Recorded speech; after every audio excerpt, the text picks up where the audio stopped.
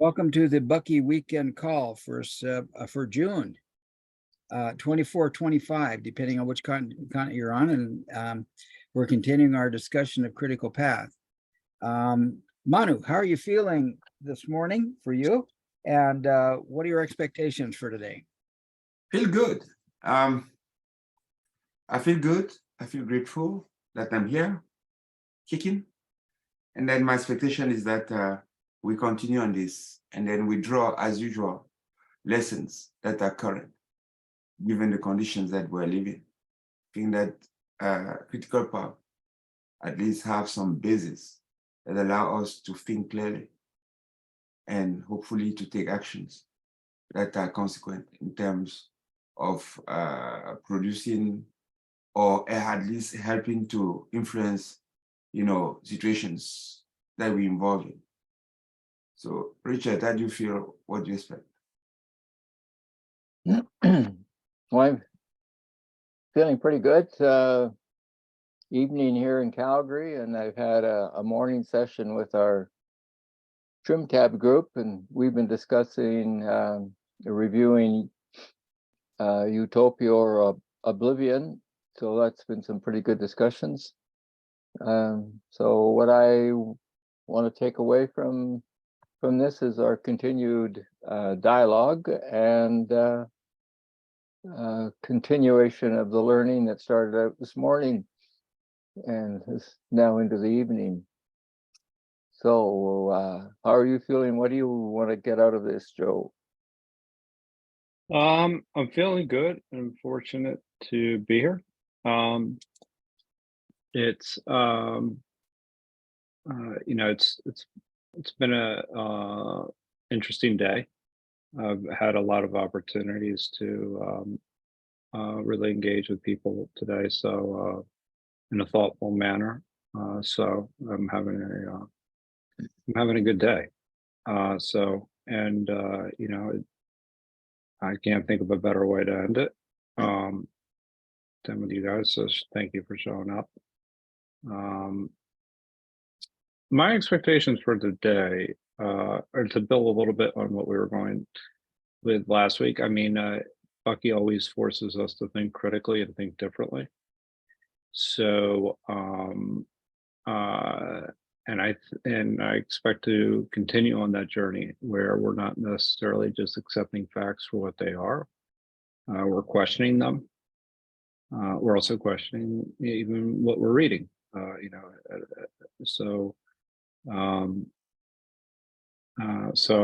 I'm looking forward to learning at least one new thing.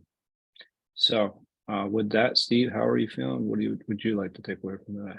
Well, I'm feeling really good today. I feel like that I listened to last week's recording where I was not able to attend, and I heard you three guys go after it.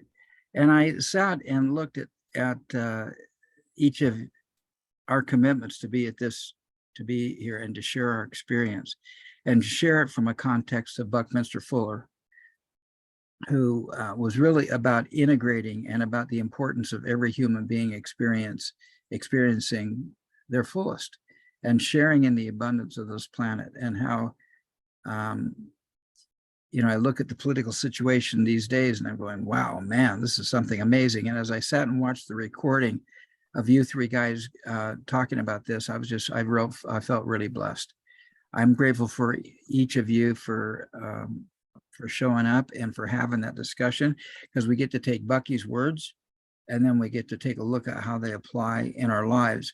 And Richard, I just got to say, I'm real excited that you share with us you build a whole career on implementing Bucky's principles in psychology and in suicide groups and human support. And, most people think of Bucky as the guy who engineers the domes and who talks about the jitterbug and, what we now call chromodynamics, the quantum flux field. And, he was really into organizations and systems and how everything it needs to be integrated and how nothing should get left behind. And the fact that you went out, Richard, and specifically pursued that in your psychological career, profession, as a professional, as a counselor, as a teacher, as a professor. I don't know. It's really exciting to have everybody come. Manu shares his point of view. Joe, you sharing yours with your contracting things. I just think I'm so blessed to be here. I took some notes from yesterday, or from last week, and part of me wants to tackle some of those questions that Manu, you and Richard and Joe talked about last week. But we'll see. There's plenty to read here, and I have these notes, and I can maybe communicate with you guys individually, and we'll go from there. So I'm really looking forward to just really reading more. You guys covered some good ground last time, and I hope we cover some good ground this time as well. And I notice I'm having issues with my computer that I would prefer not to have. But I was told by Joe, and I checked, listening to the recording, we ended off right here at mathematics constitute human minds cosmically powerful, most cosmically powerful faculty, and that's where we left off last time. So that's where we'll begin this time. And we seem to be enjoying sharing the reading. I enjoy sharing the reading because I think when one person reads, everybody gets to be more involved if we share the reading. And if I'm reading, I'm not listening as carefully as when somebody else is reading. So, and Richard, I was wondering if you want to start out with our right there at the top today, and just, if you want to read, and if you don't want to read, if you don't want to read, just say I'll pass. But if you'd like to read, please do. Yeah, I'll read a little bit of it, and just to there's a bit of a preamble. This is what we're doing in the trim tab group right now too, putting up sections of the book and then reading them, so you get to sort of see and hear the words. And as I was making mention this morning, it's a little bit like a Mitch Miller sort of bouncing ball as you catch the rhythm of the print and the voice. Anyway, I can start with mathematics constitutes human mind's most cosmically powerful faculty. How did human mind develop progressively? Its mathematical functioning. Trigonometry had to start with sea people. It is the conclusion of British, German, and US Navy's experts at celestial offshore navigation began with the South Pacific Islands peoples. Much has been published on this subject, and what is not as well published is the fact that the navigators on all of those islands live entirely apart from other humans in their native groups. When the supposedly God-ordained chieftain of those islands finds his prestige and popular credence declining, he can go to the navigator and ask him to produce a miracle. The chieftain doesn't know of the navigator as such. The chieftain knows not of navigation. He thinks of the navigator as a magician or a miracle maker. All the chieftain knows, where do we go here? I jumped up there. Yeah, all the chieftain knows is that his miracle producer goes off to sea, sailing his catamaran out of sight on the ocean. The navigator, using his well-remembered unique patterns of the stars and the ocean currents, water temperatures, and major old seas patterns, goes to another far-off island where there exist shells or trees or stones or other items such as have never been and probably never will be found on the home island. The navigator brings this foreign item back to the island king chieftain, who displays it before the people, who spontaneously assume that the chieftain has conjured the strange object into existence with his divine powers, and the chieftain's accreditation as being divinely instituted is restored. We can now comprehend the succession of events by which generations later, prehistory's successors of the ancient navigators eventually became the high priests of Egypt, Babylon, and other great civilizations. Both their evolutively developed mathematical calculating capability and their navigational intuiting ultimately led to their discovery that the Earth is a circumnavigatable sphere. This knowledge made them more powerful than the physically powerful fighting kings. Okay, let's pause right there for a second. I'm reminding of a couple things. I wonder, because we've questioned a couple times where Bucky gets his history, but it's, it's interesting to, did you guys see the movie Apocalypto, directed and written by Mel Gibson? No, I haven't.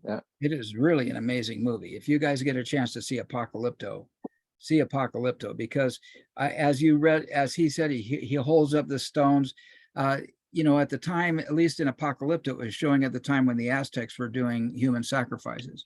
Not all of the the Aborigines in the Americas did human sacrifice, and a lot of people who are Mayans really decry the fact that that Western culture sees the people that inhabited the Yucatan as the Aztecs and the Incas, who did do human sacrifice. Other groups didn't, but how they would stand at the top of their temple and hold up some artifact and then time it just perfectly so there would be an eclipse, so that they could have this big political rally, big political speech, and maybe even the people knew there was going to be an eclipse, but they would stage it in a way that it made it look like there was some kind of a cosmic affirmation of the divine nature of the religion or of the political speech that was going on. I heard that kind of going in this kind of conversation with Bucky. So I thought of that movie and just thought I would share that. Go ahead. I'll just share this and let's understand it in the principles light. Things are happening in nature, right? Shells are spread by currents. They lie somewhere. And the thing is that whenever an individual discovers a deposit somewhere, that individual, because individual is limited in time, it's life, we live and die, uses those in a type 1 evolution type.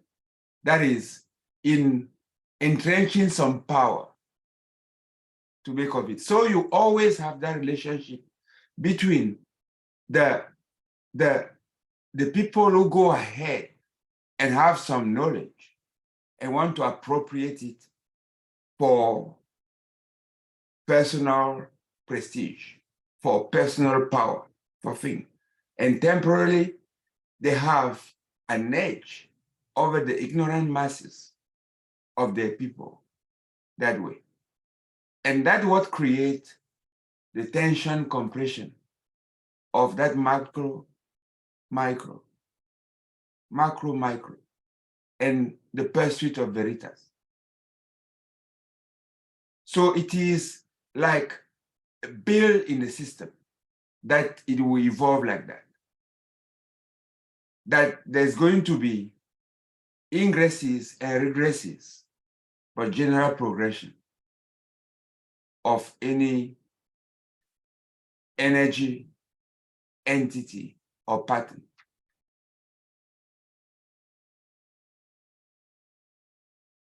Cool. Are you complete? Yes. Cool. Any other comments or questions?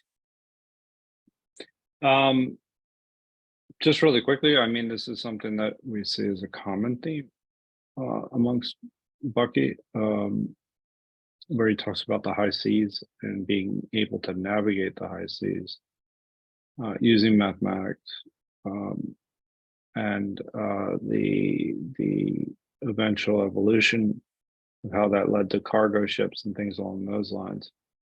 How that led to what are the great pirates, what he titled in Operating Manual Spaceship Earth. Right. So you kind of see some of the things, and Manu has already spoken to those as to how that occurs. If you could scroll up just where we started really quickly. I just wanted to see one thing really quickly. Mathematics. Okay. Okay, it's just, yeah, I've been thinking about the human mind and mathematical inference, but anyway, that's outside the scope of this sentence anyway. So thank you. It's interesting, Joe, But- that independently, I'm sorry, Richard, but just let me insert that Yeah. independently, I got all tuned in about mathematics and actually did a Wikipedia study. There are pages on the history of mathematics, and it's interesting to hear Bucky's idea about the history of how math played a role. And I'm anxious to see that unfold because I just reviewed Hindu math and what happened in the BCs, and I think Bucky is talking about prehistory here. He's talking about the Atoll people and how they navigated around and connected everything together. And I also wonder if Bucky's perspective had been different if he hadn't gone in the Navy. What if Bucky had been in the infantry? But that's just a rhetorical question. I just mused for my But thoughts. the thing that I was kind of thinking, I'm sorry, Richard.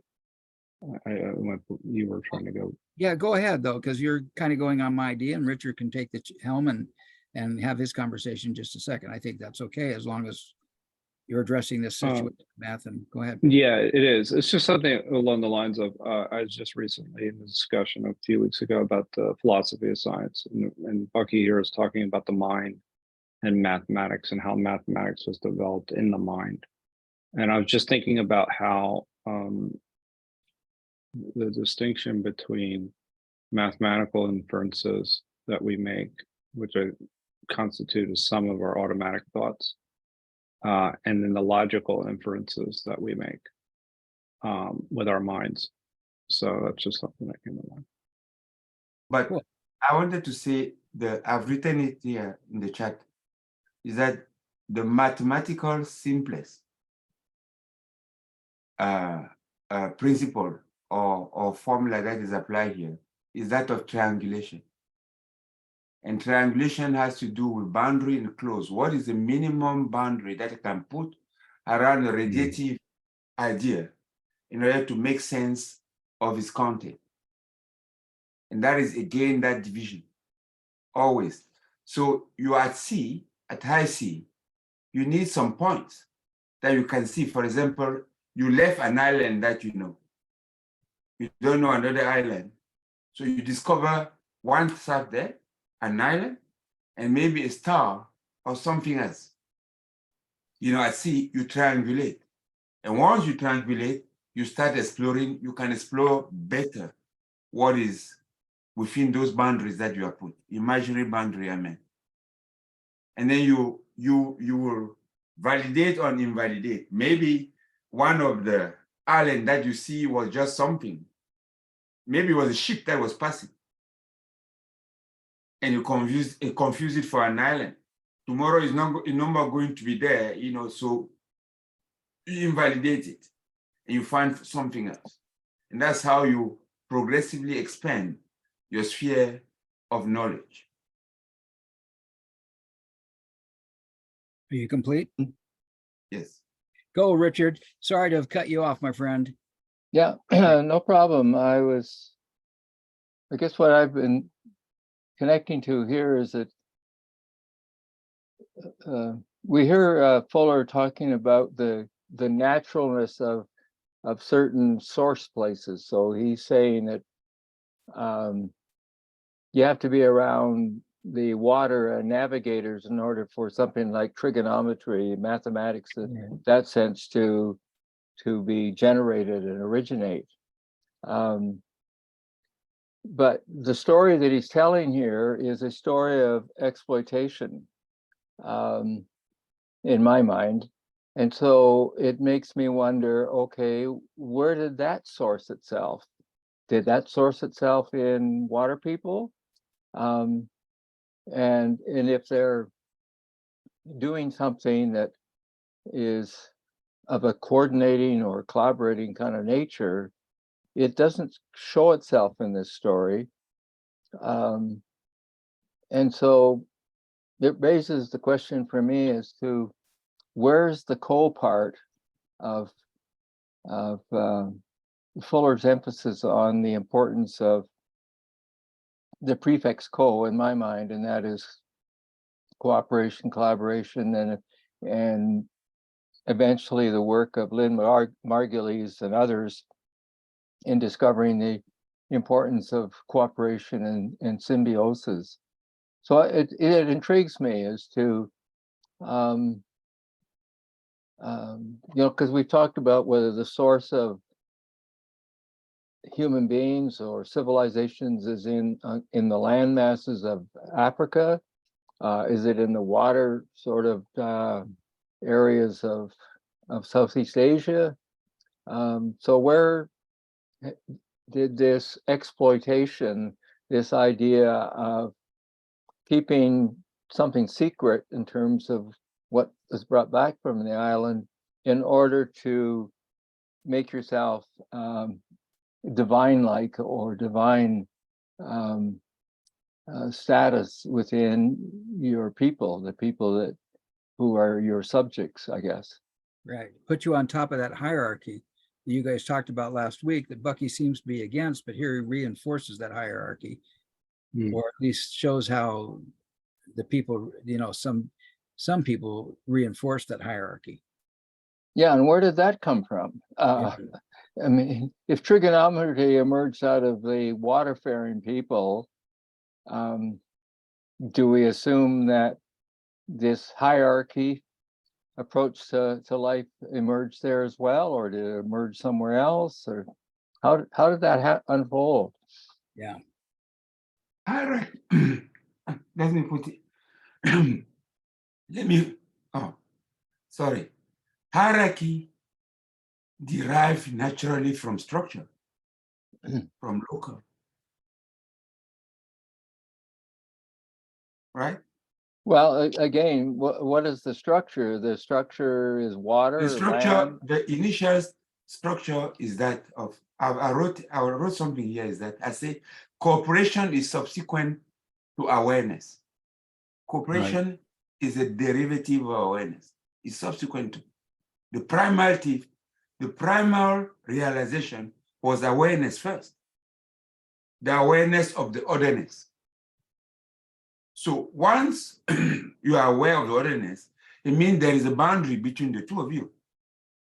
I've realized that apparently my pattern is different from that other thing.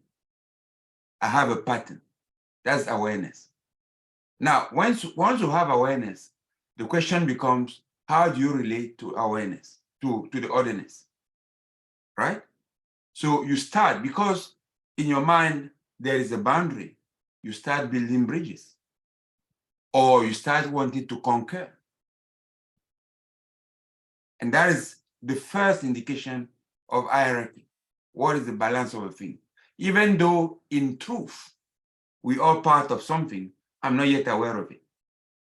Well, just carry on with that though, in terms of boundary. If boundary means structure in terms of what you're talking about, once the boundary is there, as you described, how is it that it emerges in an exploitive hierarchical or in a more collaborative cooperative? And what was there about these seafaring people at the time that developed that mathematical sort of evolution and chose to go the exploitive way as opposed to the cooperative way, out of the same structure, the boundary that you talk about? Okay, the first thing that the sea people was very much after that. They are very much downstream to what I'm talking about. They are very much downstream. Well. And I will get to that. But Yeah, let's just. What's upstream? Go ahead. What is upstream is awareness. Life starts with awareness. Awareness of the otherness. Okay. And awareness is otherness because there has been a boundary that is put. And boundary is primary to structure. Without boundary, there's no structure. Because a structure divides a system between inside it, outside it, and the structure itself. Yeah, so that's what you're talking about. That is upstream. primal. Yes. Now, this is true everywhere. This is true everywhere. It doesn't take very sophisticated mathematical for that. But what became very important into heightening the knowledge of people, into creating larger structure, and therefore, but one thing that I wanted to say already is that once a boundary created in a structure, there is flow of energy. Flow from somewhere to where, and energy flow from the high potential to the lower potential. That is in itself, if I want to mimic it, create a hierarchy. Because if I prevent at the high, I have a potential, I have energy. If I build a dam, and you downstream of me, you have no water. So that gives me locally a natural advantage into my having a primacy over you. I will attempt to preserve that position and therefore create a hierarchy. You will become my vassal. So it takes a further awareness and further happening of some other things for us to become conscious now that it doesn't make much sense. Or if I Well, yeah, but you're then saying that hierarchy grows out of that kind of boundary and structure, and the converse of that, I think, is you're saying that cooperation can't grow out of that. no, I would say so. I'm saying cooperation comes out of consciousness. Awareness is primal to consciousness. I'm aware of something. I instinctively, because energy flows, try to retain the pattern to my advantage, to the advantage of my pattern, the flow to the advantage of my pattern. Now, it goes and comes back many, many times. There are consequences. So So if there are consequences, I learn more, I become conscious. Yeah, you're saying hierarchy then is first order, cooperation is second order. Yes, Comes out of consciousness. yes. Okay. I'm saying it's built, it requires a lot of how will I say it? A lot of wisdom to cooperate. Yeah, and I think So, number one, I see Joe, you raise your hand, but one, I really love the fact that Manu, I can always count on you to come back to the topology of the topic and to come back to the general principles that are behind whatever it is we're talking about. And I think that one of the things I noticed as I listened to last week's call and as I ponder is just that I'm pondering Bucky's idea of what mind actually is. You guys spent a lot of time last week talking about scenario, and I'm talking about the universe is a scenario, and I have so much to say about that in terms of, my question ends up being, well, where was Bucky with the general concept of mind? Like, where would he be in terms of Jungian super consciousness, or, and I'm not so sure. I think that was a good theory that you talked about. But I think that initially cooperation is the nature of the universe. The system exists because there's a give and a take in every aspect of it. I do see your point that in a structure, that certain structures have energy flows, and that energy flows a certain way. But I'm more of a, hey, human beings saw them, at least the inland people. I've studied a lot about Native American, Lakota, Blackfeet, Iroquois, Apache. My uncle was a government a BIA guy on the Apache Res, and I went out to the Apache Res when I was a kid. Those people, ideally, and believe me, there were top-down guys, but those people surrendered to their place in cooperating with the universe, because if they didn't cooperate, they died. So I don't know. I think there's a couple points of view on that, and I count on you coming back to the topological key points, Manu. So keep doing that. I just think they're different points of view. And Joe, if you're ready, or Richard, if you want to jump in on this thing right now to keep this idea flowing, that's fine. Whoever wants to go next can go next. But Go ahead, Joe. So I think of this in terms of what's the opposite of structure? It's destruction, right? So that's the way and if I'm misunderstanding that, let me know. But you need structure in order to have synergy. So you start to make the connections after having a structure. I'm So not that sure would, that, if I may say, Yeah. Joe, when Bucky gives his cosmological hierarchy, he doesn't start with structure. He starts with synergy. He starts with synergy. I'll show you the cosmological graph. His first principle is synergy. But keep going with that. I'm not so sure that structure is the basis of anything. System is the basis of Bucky, not particularly structure. But Can I correct that, Steve? I've not said that. I've not said structure is primal of everything. okay, cool. Nature exists with its law of cooperation. Nature always cooperates. Nature's always what? Cooperates. Oh, cooperates. Yeah, that's what I'm saying. Yeah, it's there. Those are laws. That's why they are principles. Principles are basic to cooperation because you ensure that that nature always does its things. But us evolving, where we are aware, are we endowed with the whole wisdom of nature when we evolve at the beginning? I would say locally, no. We try to organize anti-entropically to mimic what nature does, local. That's why we struggle for cooperation for all of this. But it started with awareness of what is going on, at least locally. So I didn't say anything that contradicts what you are saying. Yes, I agree with you. So if That you're takes good, us Joe, in. go ahead, Richard. Well, I mean, that to me takes us into this other kind of dialogue, and that has to do with, if you want, the Newtonian kind of view that says that we're independent in space and time.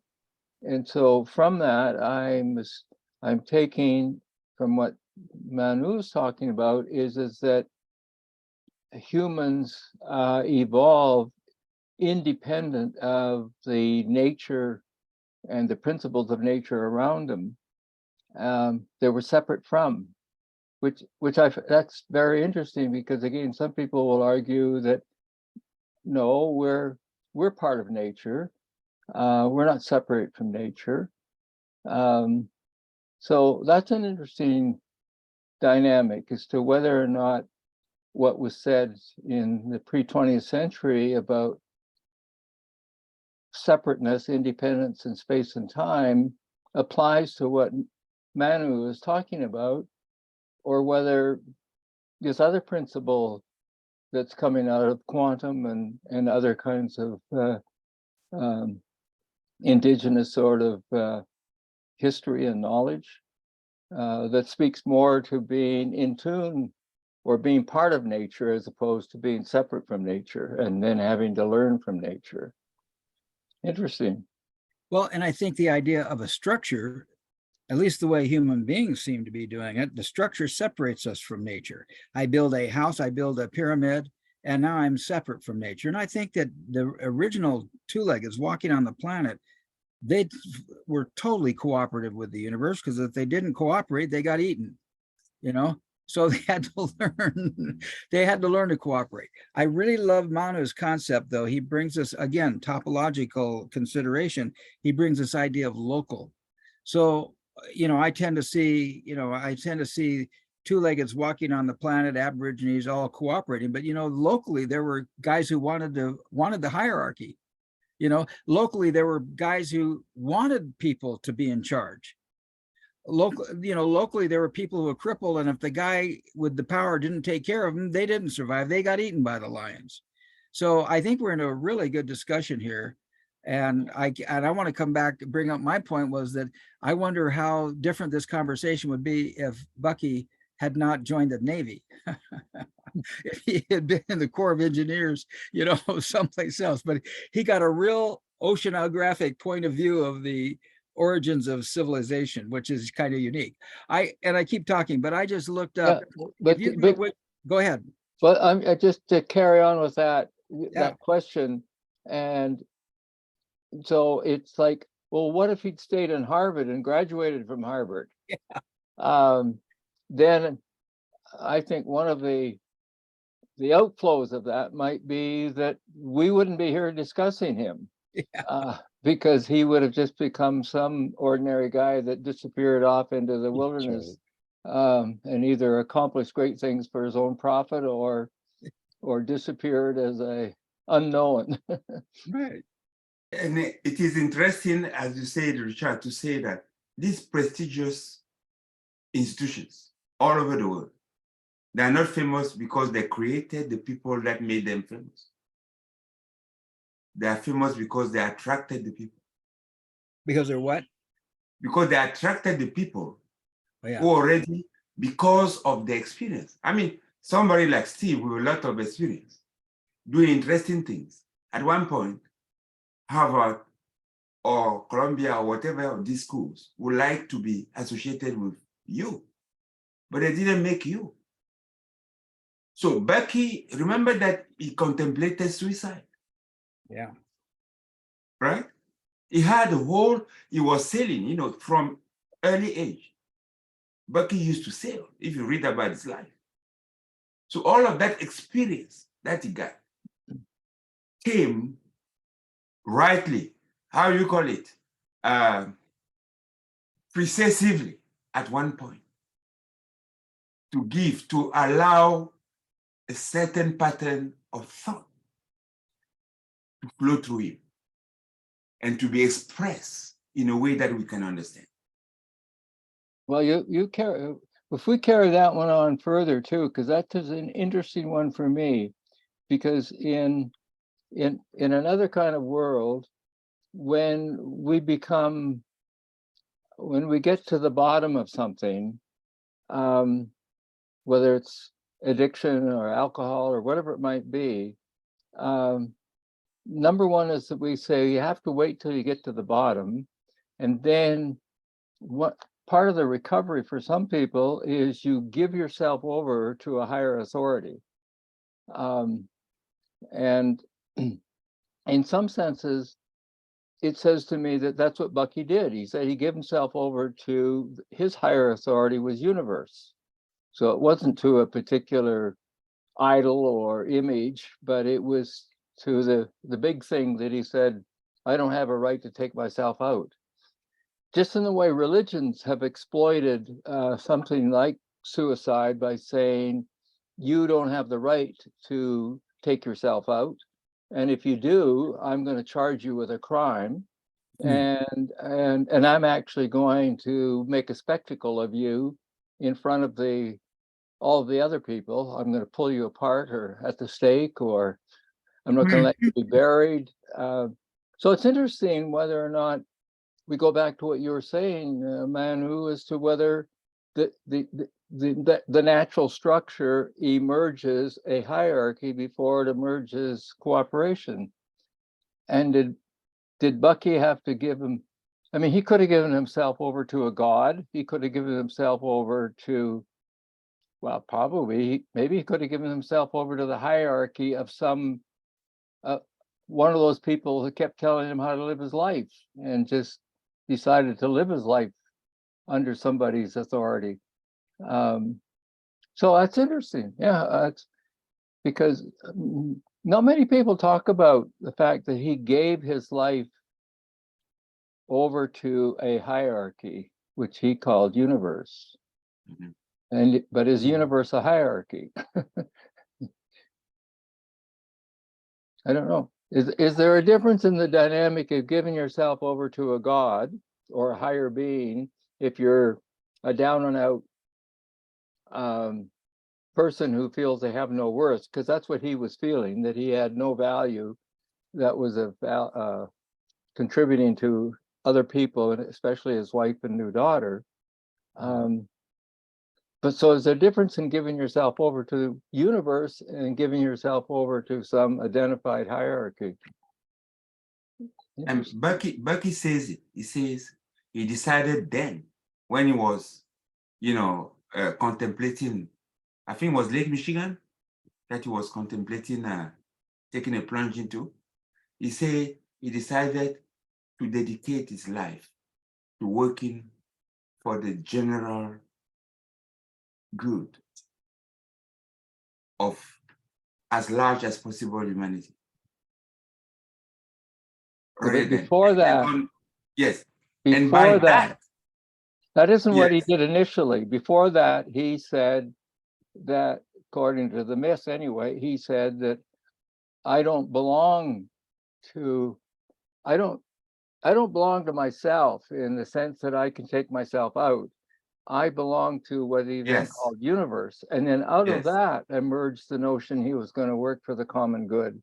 Yeah. But he didn't come to the common good idea first. Yes. He, Yes. he gave himself over to something. Yeah. And that It- is in order to give yourself over to something else than what is accepted. You need to be a rebel in someone. You need to be out. That's why it says in all its principles, start with a macro. Start with casting as far as you can. Because that's the only way you can see in the small locality where you are, the meanders. You can distinguish the meanders of the general principles. Otherwise, you don't feel them. You can't discover them. Because mechanically, if the wavelength of thing, general principle means that the wavelength is very high. That's what it means. So that within that arc of a wave, things look like stable. Things look like under the arch of that wavelength. If you don't cast higher than that and wider than that wavelength, you will not be able to feel that arch. In other ways, if there's an arch like this, put a square around the arch in such a way that you can see that it's actually an arch. Otherwise, you can't see it. You just live in the blip, in the impulse of the moment. You'll be what you call a conservative. Because that's what a conservative is. I want to force myself into something that is narrow, whereas the general principle is that it's changing all the time. The only constant is change. Well, I also look at it from the point of view of fractals.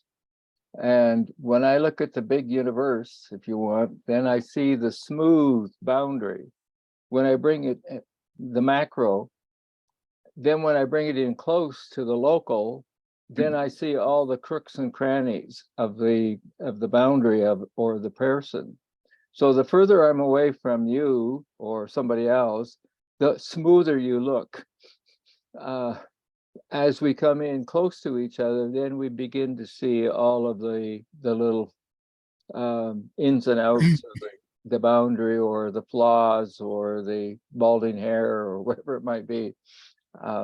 Yeah, so that's another kind of way of looking at things too, is the fractal perspective that sees macro being more smooth, if you want, and local being more rugged or more having more sort of flaws or crooks and crannies in it or in us. I love it, Richard. Imagine that we know that we live on you're aware that we live on fractals, right? We're mimics of the general. Now, we know mathematically, do you know, Steve will tell you, how do the boundaries of fractal look like? What are they? Do they roll over or are they ravines? You understand what I'm saying? A fractal is a stable pattern that is limited, that repeat discontinuously, Yeah. you know, in the stuff.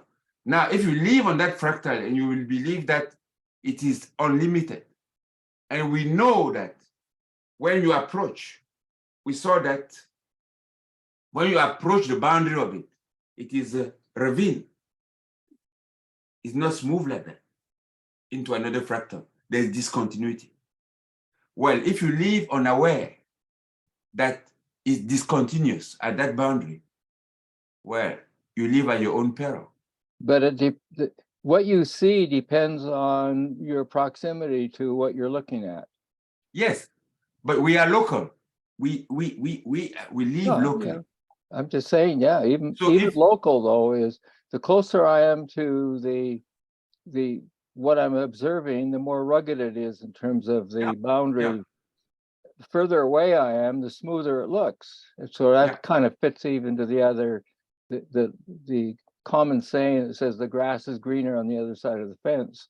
Because it seems more smooth over there. Looks like that's a better life is over there than not in the ruggedness of all the ups and downs and ins and outs that I have to deal with on a day-to-day basis. So that's another kind of notion of fractals and topology, and as I've understood it anyway. Joe, did you have other thoughts? You've been making some notes and almost said something a couple times. No, I'm what I'm contemplating is just our relationship to nature in general. So we talked a little bit about how structures actually separate us from nature. And I believe that that is true to a certain extent, but I'm starting to see how nature is also part of our design. So, I mean, in other words, it can be part of our design. It doesn't necessarily have to separate us. Structure doesn't necessarily have to separate us. It can be within nature. I'm just contemplating that that aspect of it. Well, I just put on the screen the synergetics cosmic hierarchy chart showing cosmic integrity as the first thing. Synergy is the second thing. I reported it as the first thing, so I was incorrect. Nature is the next thing. The unknown is the next thing. The universe is next thing. And then he starts talking about metaphysical and physical. You know, when we talk about physical, I have a structure as a physical being. I have a liver. And I'm so glad that I have a liver, and I'm glad I have a pancreas. And within that liver, that's a local hierarchy. Something comes in, it gets processed a certain way, and something else goes out. Same with my pancreas. And yet there is a cooperation going on. And I'm here as a result of all that cooperation that I never am conscious of. But in terms of Bucky's concept of nature, that's even third on the list. So there's food for thought. Yeah, that is something to think about.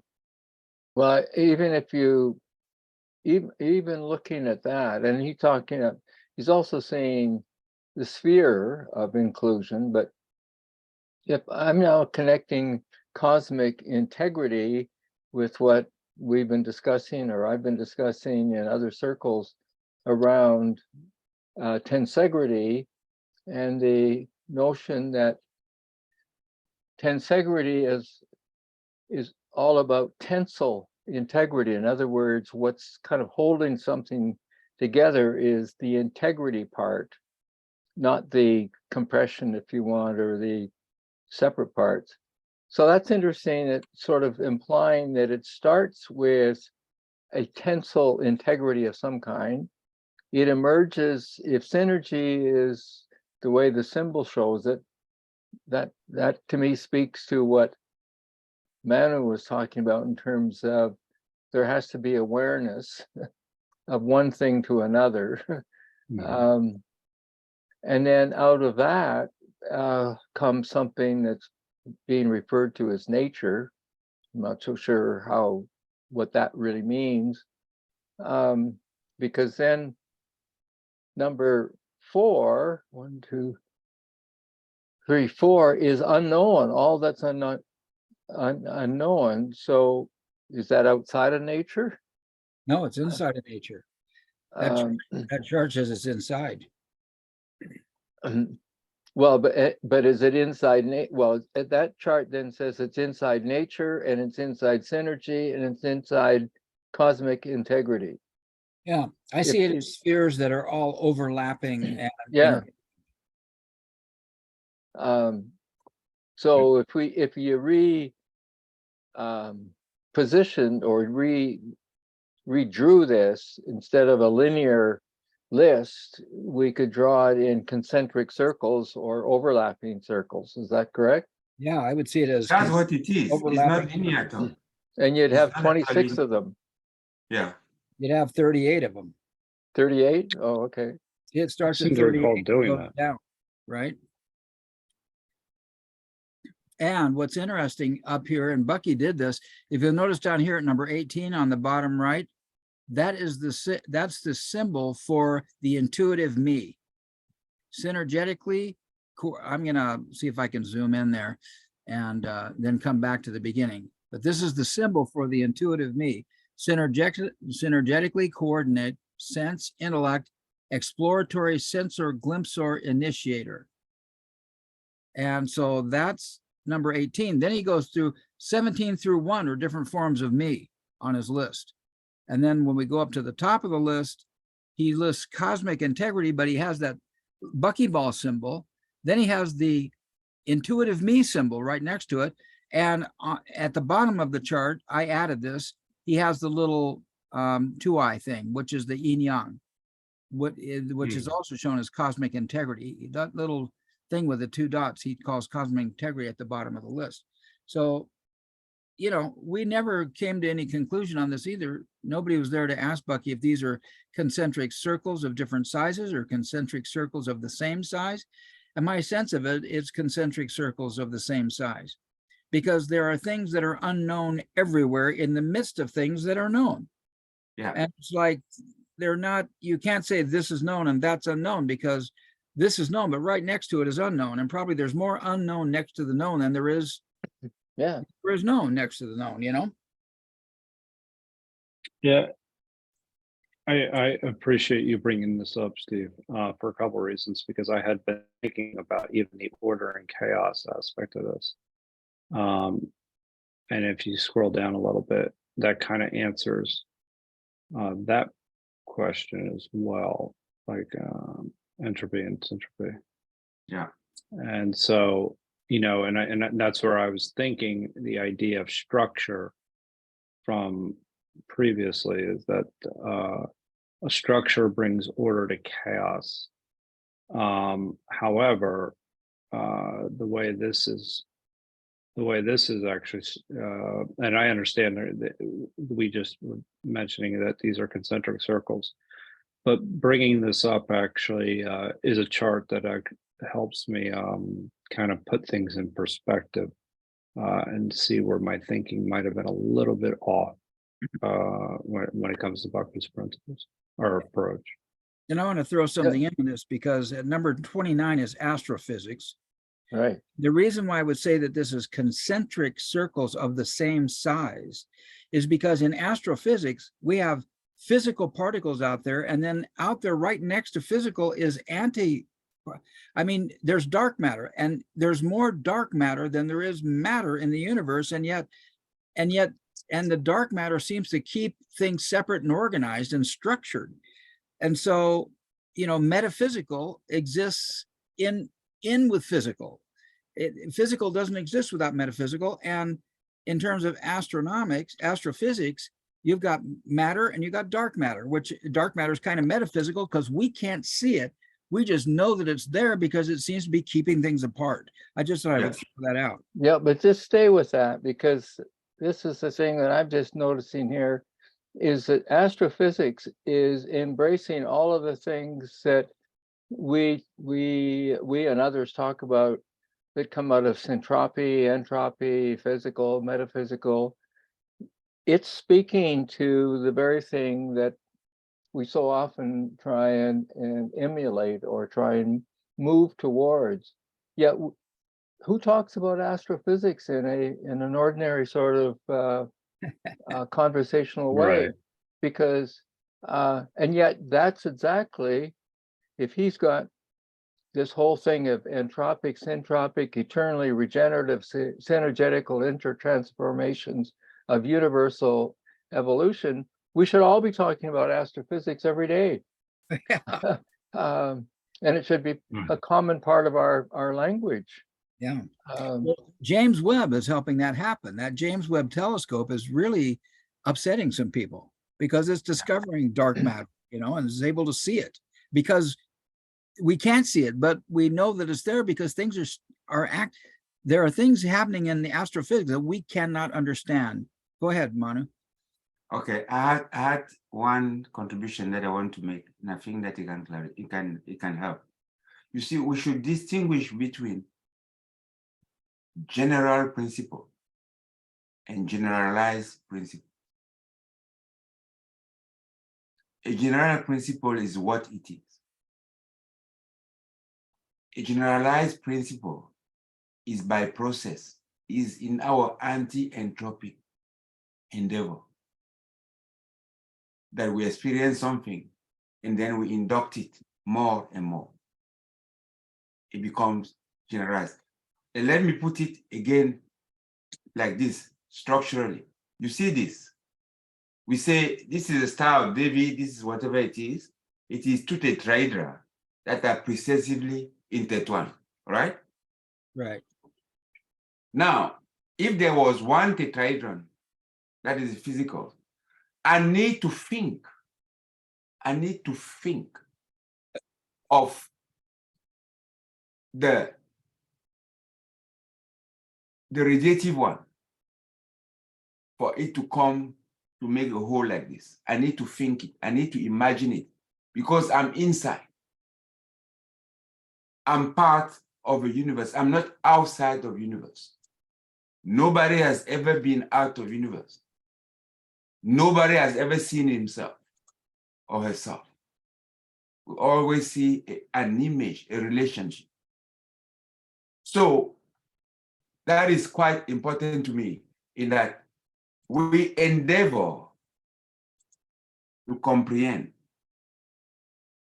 And in endeavoring to comprehend, there's another principle that we have to engage into anti-entropic construct. That is the game of life. And it comes from trials and errors until it fits. It's like there is this thing that is that's what it is. And we are inside, and we have to find our fitting. What is our role? How do we live in a way that allows us to be regenerative? And that is a distinction that I think that has to be made. One is given, the other one we're trying to fit. We searching for veritas, for truth. So we have a whole process that is dynamic, that are back and forth, back and forth. But generally, we believe that we are going forth evolutively. Well, another way of looking at it from my point of view is when I'm trying to put systemic and systematic together, then it sort of falls into what you're saying, Manu. It's that systemic is general, and systematic, which is process, is generalizable. Yes. In other words, you try and reach something that you can say then has a general application or generalizable application. So to me, that's difference between systemic and systematic as well. And you guys are playing with the word. I mean, Manu brought up a general principle versus a generalization or a generalized thing principle. Notice he uses the word up here at the top. These are comprehensively embracing and permeating. That gives the idea that they're concentric, have the same size. Generalizations of generalization. Yeah, I love Bucky. I gotta love Bucky. He just makes up words and uses them the way he wants to, which is really cool. Cool. Let's continue a little bit, maybe. Sure. Everybody complete then? We'll jump back over and read some more. And I think I interrupted you from reading.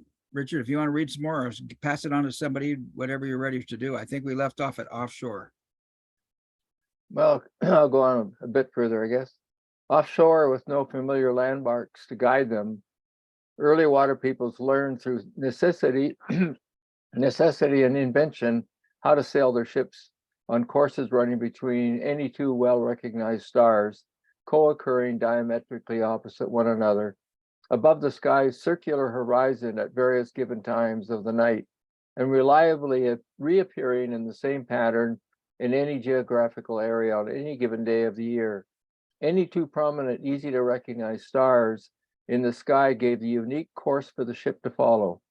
The point on the mast B at which the bright star in the sky toward which they sailed occurred at any given time of observation, and the point C at which the boom of their sail contacted the mast and the point A at which the stem standing or sitting helmsman's eyes occurs, gave the three corner points of a right triangle whose three angles A, B, and C always sum total 180 degrees. This 180 degree sum total angular constancy of any plane triangle formed the basis of all plane, and I underline plane, trigonometry. Let's stop right there because I want to grab a graphic that he's referring to, obviously. And I'm going to throw the graphic up there because I think that it's important to consider the graphic. So there we go. So here's what he's talking about, the ABCs and this triangulation. This is a good time, I'm on a roll here. So I've also looked up in Wikipedia, history of math, history of geometry, and history of trigonometry. And of course, it talks about it's much more traditional of approach, but I would point out that geometry, the definition of the word geometry means measuring the earth, geometry. And I just thought I would point that out because he's talking about the source of trigonometry, and now he's bringing up basic, right angle triangles. So there we go. Thanks for letting me interrupt. I hope that was helpful. And well, what's interesting though, in terms of that, of understanding the inside of angles adding up to 180. So it look like it's 90 plus, what is that? 90 plus 45 plus 45, I guess. right. Now, the interesting thing, having read more of his work later on, and he makes the point that that's not a holistic view because you're not taking into account the outside angles. Right. And so it's interesting in terms of those early sailing days and current sailing days as well, as to whether or not you can traverse with the aid of that triangle. But I would think that there's also a factor of taking into account the surrounding environment as well, as you capitalize on being able to use that inside triangling. That's interesting. I don't know if he ever speaks to that in terms of how you have to bring the environment into your awareness and understanding in terms of how you use that sailing structure to maneuver from one island to another. I want to point out that I just realized something as I looked at this. Now I'm not my computer. I've been going in there trying to get this fixed for the last little while, but I've got I don't know what it is, and I thought it was memory issues. But if you guys will notice, you see the star up here, in the purple area where this picture is, Yep. you see where it says craft below. That star right there, there's a line drawing down to a triangle to the stern of that ship. And then it's Yeah. extending out to the radius over here. So there's his B is the star, his A is the stern of the ship, and the C is the bow of the ship and or the horizon. So I just thought I'd point that out because I saw the star there, was trying to figure out what it was about, and I just saw the triangle and how it seems to be quite parallel with the ABC structure up there in the upper right. So I just thought I'd point that out. But he did, that's interesting though. He didn't label the B. So is it the top of the mast or is it the out at the star? Yeah. Well, That's no, I interesting. guess yeah, right. Well, it has to be the I star. think he described it very well in what you read, Richard. Maybe when he described it, what it is. Richard, do you want to read the wording in the purple there? Well, we're not suggesting that the craft herewith illustrated was an ancient rig. It's a fairly modern rig. What we say about B, some point aloft in the rigging. Okay. A, the position of the steering man's eye. Yeah, and C, the position on the deck or foot of a mast Uh-huh. at the same level as the steering man's eyes would apply to any rig of sailing ship or raft with a mast. We use this type of sailing craft because it's simple and easy to prescribe. So B is not at the top of the mast, but B is where the angle to the star cuts across the perpendicular of the mast. Yeah. And you get a height of, because if that star was moved to the right or the left, it would change B. Yeah. Yeah. Okay. And somewhere you were reading off, you was the basis of plane trigonometry. That's where you kind of left off, right? Mhm. I went down further. I would start with their ships or rafts masts mounted perpendicularly at right angles vertically to their ships or hull's waterline. They steer the ship at night by keeping the mast always lined on the, oh, there it is, on the approach star. As long as the Earth's rotation allowed the sight of that star to remain in usable line of sight, the angle of elevation of the approach star could then be sightingly measured by the helmsman, observing from the stem. The star's ever-changing height on the mast is sightingly identified, for instance, by the mast sail-up rings, which elevation altered as the Earth revolved during the night within the spheric array of universe stars. With days, months, years, and lifetimes of such observing, measuring, and calculating, the sea people gradually evolved trigonometry. Mhm. If you look at the traditional history of trigonometry in Wikipedia, they're going to give credit to the Hindus and the Persians and the Greeks. They're not going to give it to the lowly seamen or sea-bearing peoples of the early times. Cool. And it is. So why would they give it to always the that- Hindus and the others? I looked at the history, and there's actually books written at 300 BC in Babylonia and in Hindu, some Indian cities. I didn't memorize the data, but it's on. No, I was just wondering what did they do that was it sort of like a sailing vessel that allowed them to discover the trigonometry of what we're just talking about? Yeah, I don't think I wonder.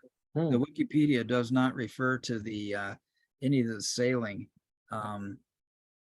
Here's early geometry and Egyptian geometry. He doesn't give any credit to sailors. Yeah. Babylonian It geometry, is- Vedic Indian geometry. And I thought I saw 200 BC around here. But here's these ancient sutras. It'd be interesting to do a study and see what years these were. Maybe you see a year. Oh, here it is, 1850 BC. Mesopotamia in 1850 BC, right there. So, you know, this is much more modern. This is geometry. And of course, this is trigonometry. Mhm.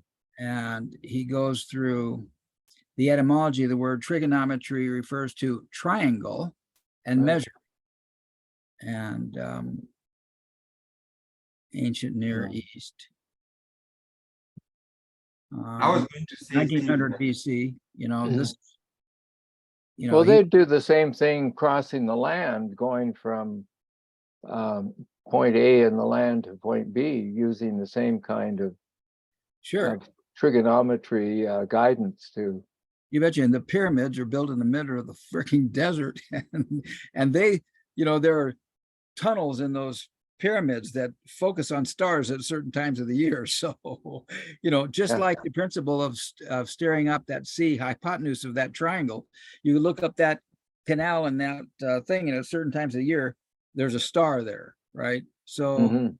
it didn't just have to But- be sea bearing. Go ahead, Steve, Manu. yeah, what I want to say is that we shouldn't confuse things here. Before we take that on board, I'm not saying that it's not true. We have to look at the time scale of the narrative. Bucky's time scale is not 1,000 years. It's not 2,000 years. I It's hear much you. longer than that. He's talking about 100,000 years ago. Yes. Yeah. He's talking about how evolved, fundamental. And fundamentally is a principle. We are born helpless and naked. Right. Everything that we have is given to us. And is given to us through collective thinking. Yeah. It's always what? given to us through collective thinking. Because originally, if say there was species, a first pair of male, female, homo, whatever, they needed to cooperate. At least to have offsprings. And from there on, they had responsibility. And all of that is accumulated, has been taken into account. Now, when you look at Wikipedia, it goes back to 2000 year BC. While it's already talking about the priests who were maybe in temples and who were the guardian of deified knowledge. Knowledge has never been to be deified, to make somebody a god. Knowledge is relational. It was something that was meant to facilitate growth or evolution towards something, hopefully better. That's what it is. Or to allow us to avoid the hazards that we experienced before. So when we are looking at this, my point is we have to look at the time frame that we're talking about. And the time frame of Bucky is far wider than whatever Wikipedia will describe. Yeah, agreed. I just did a little research and I found out what the stem of a boat was. I thought maybe that was a typo and it should have been the stern, but I just did the stem of the boat and I put that definition in there and there's a picture of the That's stem. interesting. I thought it was stern as well, to be quite honest. Yeah, and you're a Navy guy. Well, that's it. I mean, one of the programs we had was stem to stern. Yeah, I mean, and I thought it was a typo. I thought, because a lot of times in the PDF file, STERN, the R and the N would combine like an M. So I did a quick Google search for stem relating to boats, and voila, it actually is a thing. How do you like them crackers? Yeah, in order to measure any angle, Steve, you need at least two vectors. That is one. That stem gave you one of the vectors. That's what you were saying. Yeah. And the other one was, well, you are measuring the star. That seemed to be constant. Right on. Yes. Cool. So read again some more, probably. if you're ready to pass it on, Richard, do it. If you want to read, my man, keep going. You can torture yourself Yeah. or you can pass it on. Where are we? There are 10 fingers.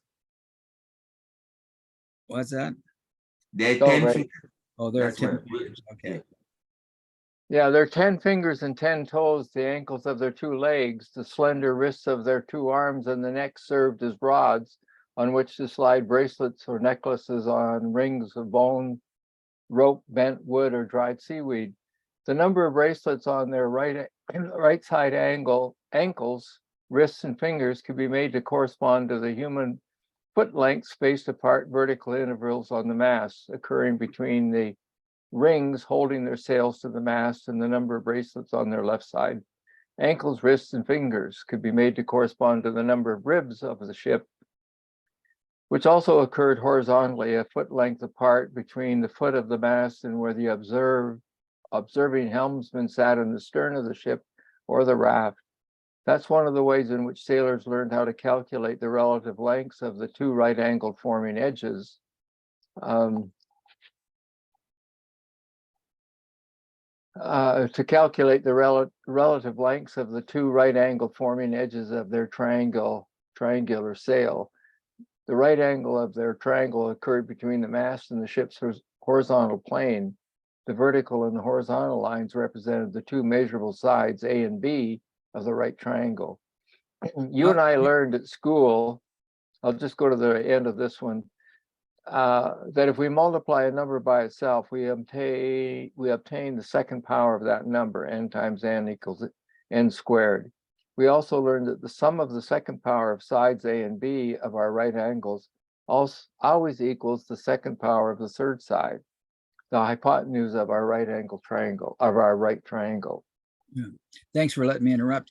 And if you'll notice, he used the word stern up here, and you'll notice how the word stern looks graphically so much like the word stem. Did you all see that? Yeah. He used the word stern. Here it is right here. Oops. And well, it's not going to do it for me. See, dadgummit. Well, I'll be blinked. Okay, there we go. You see, that could look like stem when a PDF converts. So anyway, cool. Any other points here? And thanks. I didn't mean to interrupt you, Richard, but that's what I do. I'm just kind of clunky sometimes.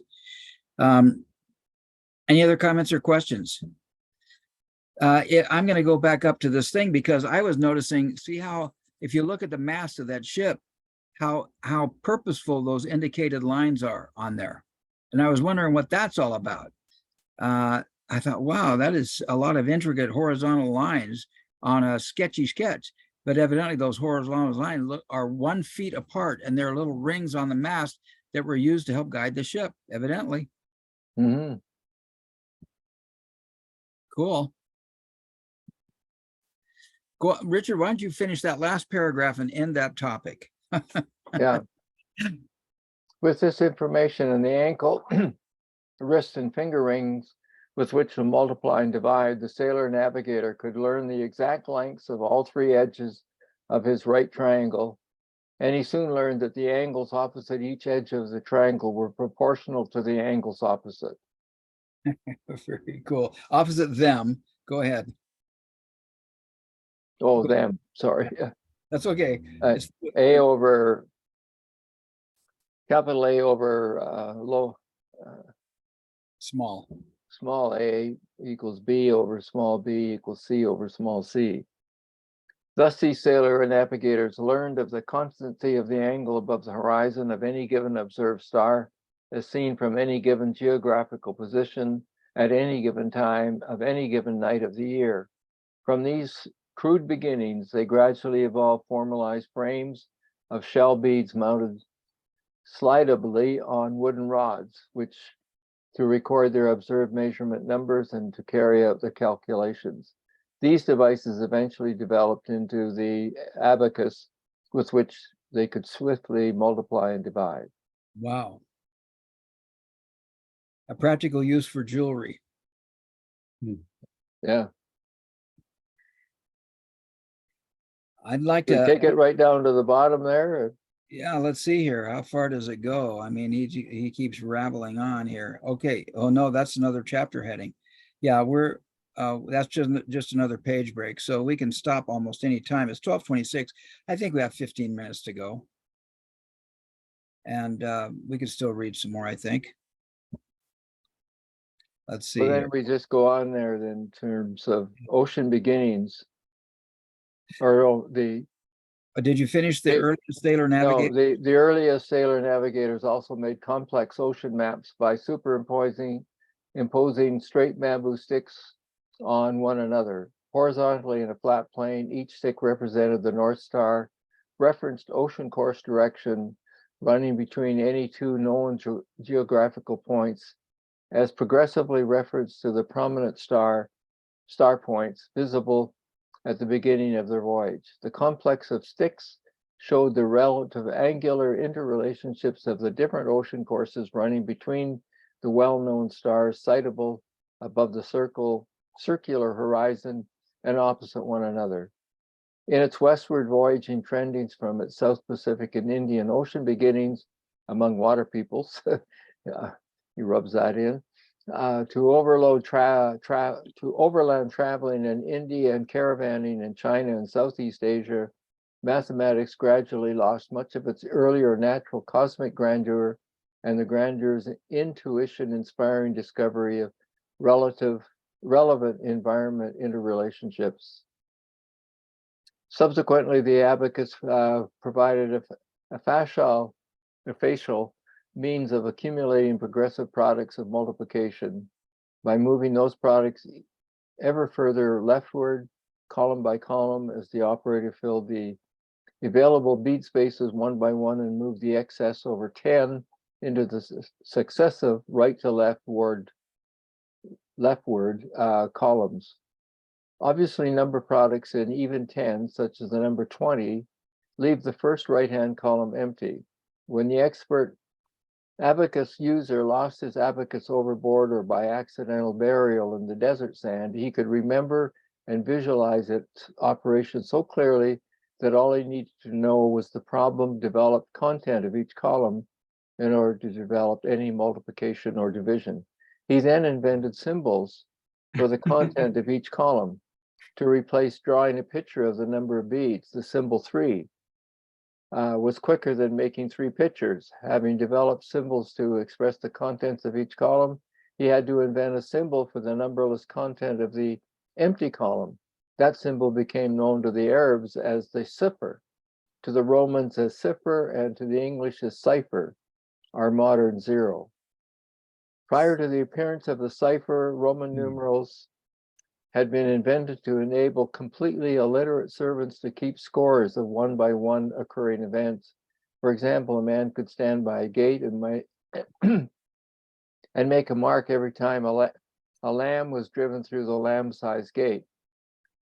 The more complex Roman numerals were those used by the supervisors, keeping count by their fingers. The V for 5, the angle between the thumb and the other 4 fingers. X for 10, representing the supervisor's crossed index fingers. Since one cannot see no sheep and cannot eat no sheep, the Roman world seemingly had no need for a symbol for nothing. Only an abacus empty column could produce the human experience that called for the invention of the cipher, the symbol for nothing. When I first attended school, the older tradespeople in my town, the drugstore man, the butcher, or the hardware man, who had known me since my babyhood and were my natural friends, each asked me, "Have you learned to do your ciphers yet?" The discovery of the symbol for nothing became everything to humanity. The cipher alone made possible humanity's escape from the 1700-year monopoly of all of its calculating functions by the power structure operating invisibly behind the church's ordained few. From the Indian Ocean landed. Before we continue, did you all get that? I mean, I was really enjoying the fact that, hey, for the first time I understood what an abacus was about. Maybe some of you guys use abacuses. I've looked at them, played with them, but he seemed to show how we went from rings and bracelets to abacus, and then we went from abacus to these Roman numerals. The idea that a 5 was the shape between the thumb and the forefinger, and that the 10 was the supervisor's crossed fingers. Wow, I'd never heard of that before. You know, you want to do Those, it? yeah, I Even don't more know. fundamentally, Well, Steve, this is what I saw with the X. Go ahead. What, Manu? I say even more fundamentally, it shows that we evolved from observing what our reflexes are, Yeah. observing how many fingers we have, just experiencing that there are things that are different. The difference, because how do you observe fingers is the difference, isn't it? Yeah. So, and then that's anchoring into, and then something also that into the real, into what we experience. But something also that comes out of here is that cipher doesn't mean nothing. Cipher means there is nothing in there that is useful to me in this world that I've imagined myself, or in this world I'm in. That's why there was no need for Romans. There was a need to remember for people in desert or on ocean because of the limitedness of our sensing and our experience. We knew that something will happen again, so it will count more. So we have to invent an algebraic symbol to contain all of that otherness. Therefore, zero or the cipher is not null. It is another structure, but it's a structure that is sub our sensing, is infra to our sensing. We don't go there. Well, what's interesting is that he says the cipher was what made it possible to escape from the Catholic Church. So I think topologically what you're describing is accurate, but I think Bucky's referring to something very political here and very it was against the structure of the church. Yes. It was to imagine that there's something else. Although it is zero, we know that something else, the unknown, to me, is what you call the unknown. And I know that the unknown is bigger than the known. The known was the temple, the monopoly. But there is something that the monopoly say there's nothing, is null. But I imagine that there's something else. Therefore, I can take the risk. Yeah. Well, So- in that sense, so the cipher is a point, and it's necessary in order to get the otherness of one, so that you can have some sense of what's between 0 and 1. Yeah. And otherwise, you start at 1, and it's like. That's why there's a cipher concave. When you're born, you're 1 at the beginning, rather than 0.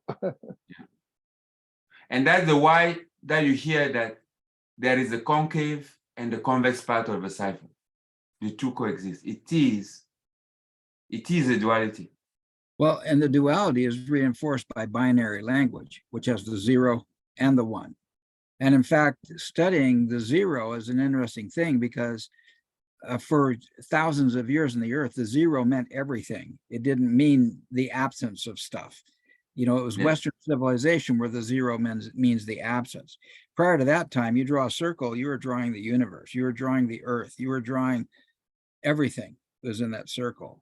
It was a oneness. And then when you have a 1, it separates itself from the oneness. And so there's a big study on the history of 0 and the influence of Western thinking on 0. Anyway.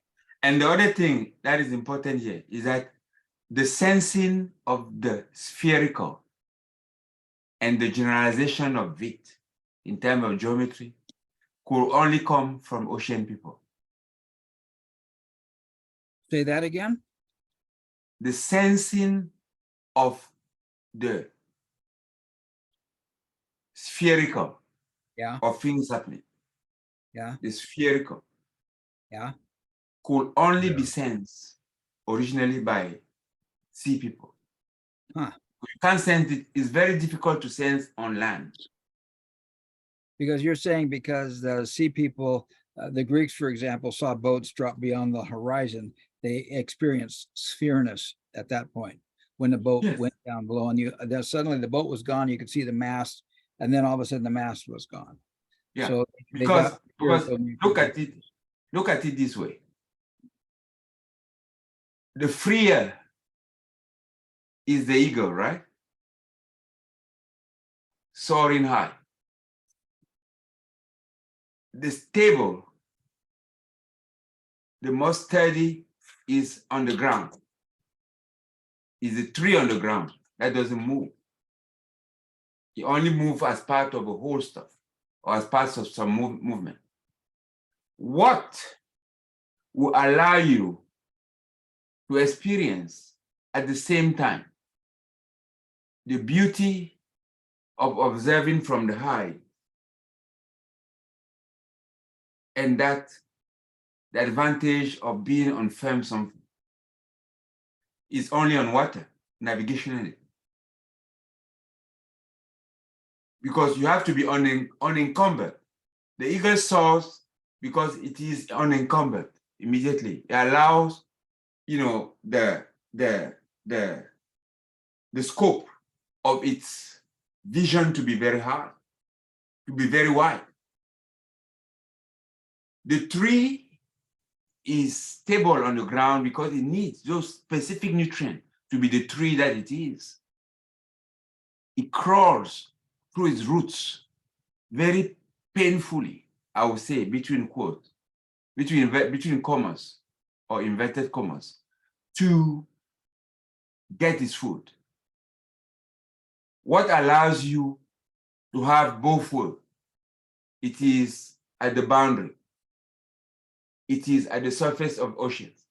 That is unstable enough to be like air, but allows you to also see and experience locally and measure locally as they use the stem and the stern of the ships or the boats to measure things and discover the constancy of a triangle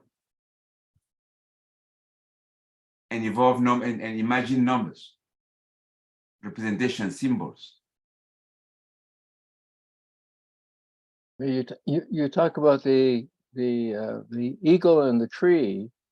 The tree can only go out so far, and it's not out far enough for you to get a big vision, where the eagle can go out even further and get to see the bigger picture. Right. And yet we're still caught up with the idea that the tree is only so high, and the tree and the eagle flies high above the sea or the land. And so we keep defaulting back to the notion of flatness, highs and lows, instead of outs and ins. Yes. It's kind of interesting that. Cool. As I read ahead on the next sentence, here's a Bucky sentence for you. From the Indian Ocean landed navigator priests, possessive, Yeah. 3000 BC Babylonian geometry. So what he's saying there's Babylonian geometry somehow had to do with these Indian Ocean landed navigator priests from 3000 BC. And he anyway says that the Babylonian geometry is spherical, omnidirectional, which is kind of interesting. As I looked at my Wikipedia history of mathematics, geometry, and trigonometry, this is really a profound, it's like the people's history of geometry. It's like the Howard Zinn version of US history, which I think is kind of interesting. Thank you, Bucky. I do believe we could read a little bit more here. Yes, I feel so. You know, so, and Richard, you can pass it on or you can keep torturing yourself, my friend. You can do what you like here. Well, I'll pass it on for the All righty. wind up of our day. Who do you pass it off to? Oh, well, I'll pass it off to you. Okay, cool. Okay, the form of the Indian Ocean landed navigator priests, 3000 BC Babylonian geometry is spherical or omnidirectional, apparently seeking to discover nature's time-inclusive, four-dimensionally comprehensive mathematical coordinate system. The Babylonians failed only in their early attempt to correlate their 360-degree great circles, central angle determined arcs, subdivisions into degrees, minutes, and seconds with times, hours, minutes, and seconds. But they did discover that the cosmically generalized closed spherical surface system was maximally divided into 122 spherical right angles, 60 positive and 60 negative. The greatest common denominator, 60ness, probably occasioned the Babylonians' adoption of 60 minutes and 60 seconds as the arithmetically absolute, numerically maximum common divisor of all finite systems and of their subsystems. It was factorable by all four of the prime numbers, 1, 2, 3, 5. By all four of the first five of the first prime numbers, 1, 2, 3, 5. That's interesting. Yeah. For reasons unknown to us, as a retrogression in mathematical conceptioning emerges, possibly as a consequence of the navigator priests foreseeing that their power would deteriorate if the kings or other people caught on too much of their calculating capability, period.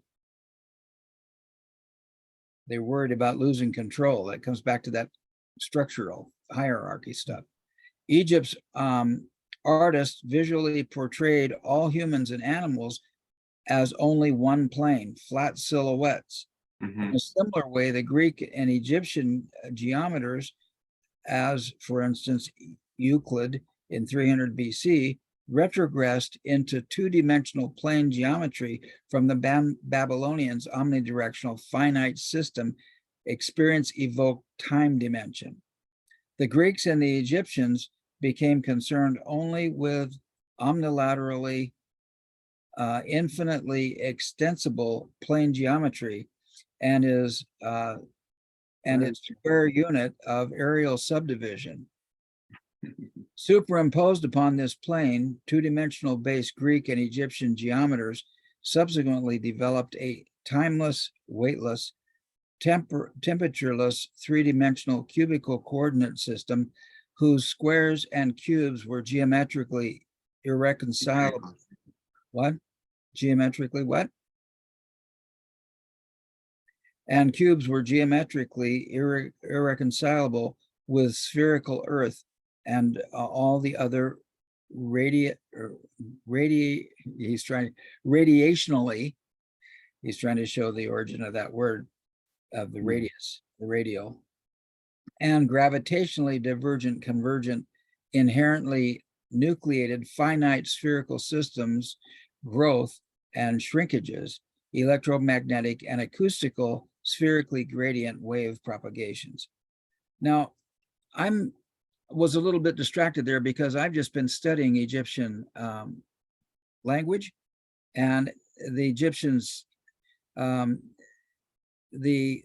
who are into the mystical schools, the mystery schools, talk about the Egyptian pictures. They showed how all of their graphics had these underlying graph paper kind of carved into the rock before they started their hieroglyphs and their drawings. And what the mystics are pointing out was that graph paper represented a three-dimensional net to show that everything that was happening within the context of a system. And in fact, that there are graphic artists now who take those two-dimensional Egyptian hieroglyphs and spread them out on 3 dimensions to show how they're just as applicable in a 3-dimensional thing as they were in a 2-dimension. And these mystical school people would argue that the fact that these 2-dimensional graphics were put into this graph paper is showing how the Egyptians were communicating the 3D nature. In fact, maybe even a 4-dimensional nature of the universe. So this is Bucky's idea, because most Egyptian historians right now, Egyptologists, are stuck in this World War II Egyptology. And if you talk to Graham Hancock, or there are several other people who are really getting into Nassim Harman, there are other people who are getting into sacred geometry and the Egyptians, and they're not playing them down like Bucky did. There's my rant about Egyptian. That's what was distracting me on reading that. And I was want to say, any comments or questions on this? Go ahead. Yeah, I think I have a point here, which I'm sorry to have tried to interject it and making comment because I was so excited with. What he's saying here is that we've carried so long on this wrong between inverted comma path because the C person who actually discovered a 4-dimensional geometry only released not all of what he knew. He just let know of part of it. Yeah. And it become religion to us. We get into it, into that part, and we further expand it into things, discovering other things which are not fitting in our, let's say, reality, in the principle that we are pursuing. Do you get me? So we start developing the, you know, the infinity of things on a plate. Just because we thought the things, the symbols, are just 2-dimensional. But whereas if from the origin, if you had the touch of a reality of how it happens in nature, it will have carried us through our imaginative power to discovering other things, to actually also making it popular spherical geometry. Yeah. And we then be saddled with things like pi. Right. Which exist. I'm not saying they don't exist. Yeah, but it's 2-dimensional. But there are keys, yes. Pi is a conversion of a series. Right. E, the exponential, is a conversion of a series. Right. Of a series of real things. And another point that is important here is that all evolved from the fact that we had 5 fingers that are distinct. So that our prime numbers, right, are these things. So you have the pinky, and then you have your major here, and here you this annular here is the link, is a union between this is my symbol, right? The union between these two. So 1, there is this small and this big one, 2, and then there's the union of these two, 3, and then I need to see somewhere. I was going to say the Y, the index, but let's just take out the index. But I need strength. What is the strength? The strongest of my fingers. It is my thumb. So strength is a symbol of the whole together. So 1, 2, 3, 5. And I have this one that is the link to another system. It's showing, I'm pointing to Steve. Yeah. So it is really, you know, it allows you to distinguish. I think that's the point that is making. That because this guy who discovered it wanted to keep it, to keep his advantage. When he was exchanging with the land people, he just exchanged part. And the land people, we were anyway, by acquiring that, being in advance on their masses. And remember, there are masses on land because agriculture and things like that developed there. These people just took the partial concept and they make it a system in order to kind of entrench probably the power over the masses. And they have these priests that were there developing, and they developed from the initial conditions. Initial condition was not complete. So you will discover things, but there will be things on their own, but they wouldn't be together able to explain the general. That is the principle. Cool. If you're complete, do you want to go ahead and share No, right now? You yes, want to share how you're feeling and your takeaway yes. today. Pass it on. I will start with my takeaway. This was, from what we read here, this was my biggest takeaway, is that exchange and cooperation and full disclosure cooperation is essential to our survival. Without that, we are almost doomed. And Richard, thank you for the work that you do. It is hard, I understand, because we all have this natural proclivity to protect what we have, and we don't disclose. And with that protection come all of the iniquities and all of the distinctions. And we need constant reminder and education to that we need to cooperate. We need to be conscious that we are all on the same space ship, Earth, and we all Earthian. That's the grandest one. And that's my biggest takeaway. Otherwise, I'm very grateful. And I think that the exchange today was very good. And that we all participated wholeheartedly and to the best of our conditions today. So with this, Joe, how do you feel? What do you take away? I feel good, and I'm very fortunate to have been here. I too am taking away the importance of cooperation was actually one of the main things that I had noted here. And the other is how to incorporate the cosmic hierarchy a little bit better. I needed to come back to that. Sometimes we have to come back to basics and synergetics in order to kind of really grasp what Bucky's saying and put it into our own words. So I think that that's where, just thinking through that process and thinking about it in terms of how those relationships exist and how they're circular, it's not linear. That I think that really was helpful, because we haven't looked at that for a while, and it really has been something where I've been thinking about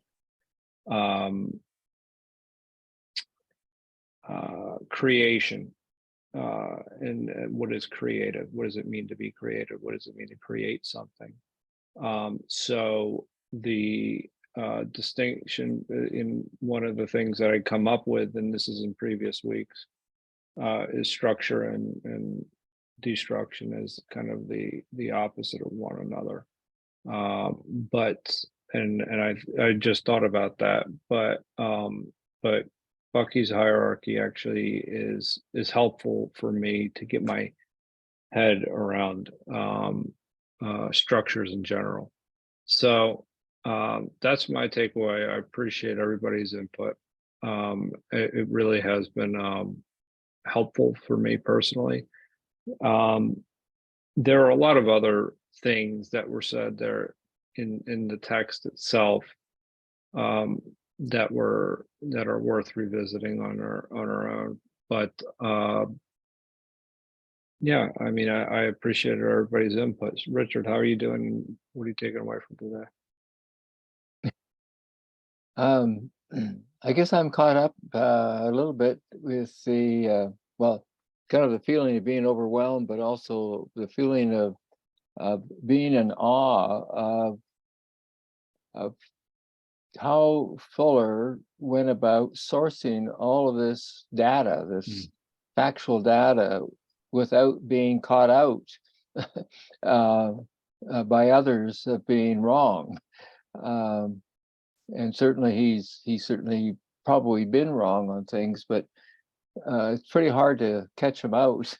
And then how he was able to come up with the language that he uses, these multi-syllable words that he pieces together into some rather long, difficult to comprehend sentences.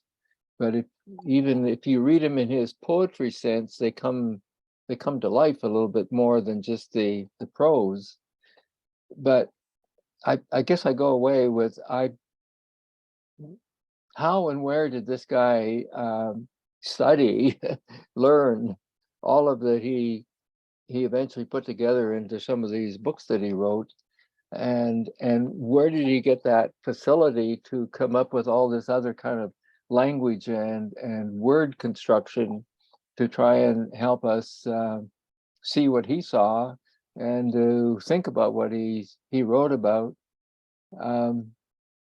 for as long as we have and continue to do so. It's he just doesn't, when you really dig into him, he doesn't really feel to me like the ordinary little guy that he says he was in terms of Guinea Pig B. Because I can imagine being Guinea Pig R and coming up with what he did in the life span that he lived, but he did. So we're now benefiting from that aptitude and knowledge and sharing of others through his writings. But I go away in awe of how he learned all of the things that he learned and how he put together and the words that he used to put it together. So I pass it over to Steve in terms of Thank how you. are you and what did you take away from today's discussion or dialogue? I'm kind of excited, and I just got another takeaway when I posted that thing in there about Bucky's determination to be Guinea Pig B. I didn't figure out the B was for Bucky until you said Guinea Pig R. And I'm going, oh, that's the Guinea Pig B. It's Bucky and it's Richard and it's Steve. We're all kind of so I thought it was Guinea Pig B as opposed to Guinea Pig A. I had no idea what it was until you said that. So thank you for that takeaway. I'll keep that one. The thing that number one, I'm really excited about the perspective. I mean, Bucky may have this. I'm convinced that Bucky's perspective on Egyptian culture was completely tainted by what was known in the Western world at that time.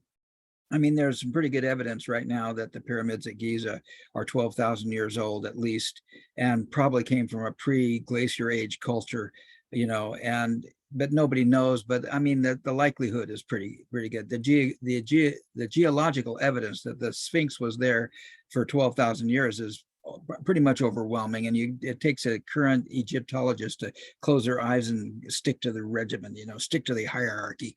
So aside from that, Bucky's invitation to take a look at the fact that the Babylonians had spherical geometry and based had a 60 base system with degrees and minutes, and how they got that. And then what happened, the Westerners just dumbed it down and said, okay, we're going to go into 2D geometry and trigonometry, and then gradually evolved, right?